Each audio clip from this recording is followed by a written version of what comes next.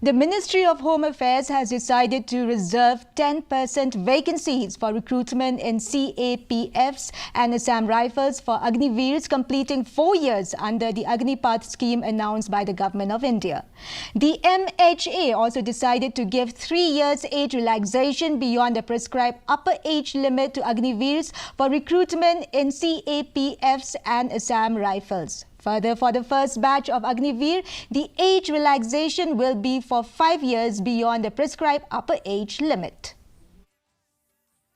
4 साल इन्होंने मशक्क़त की नौकरी की है, एक्सपीरियंस हासिल किया है, कड़े अनुशासन में रहे हैं, तो बीएसएफ के लिए एकदम अनुरूप हैं ये।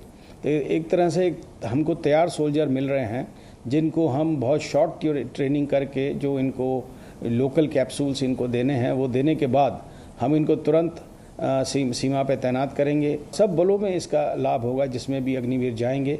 हम इसका इंतज़ार कर रहे हैं, जैसे ही आएंगे हम इनको तुरंत लेके और इनको जो कन्वर्शन ट्रेनिंग है वो देने के बाद इनको तैनात करेंगे। जितनी हमारी वैकेंसीज होंगी उनका 10% इनके लिए रिजर्व्ड होगा, आरक्षित होगा, और इनको एज की भी छूट है। जो पहला बैच है उसमें 5 साल का एज रिलैक्सेशन है, और जो अगले बैच आएंगे उनके लिए 3 साल का रिलैक्सेशन होगा। इस तैयारी के अंतर्गत अग्निवीरों के लिए कांस्टेबल पद की भर्ती में 10% पद जो हैं वो अग्निवीरों के लिए आरक्षित किए गए हैं। इसके अतिरिक्त उन्हें पीटी, जिसको कि शारीरिक दक्षता परीक्षा कहते हैं, उसमें उन्हें छूट प्रदान की गई है। साथ ही उन्हें आयु सीमा में भी छूट प्रदान की गई है।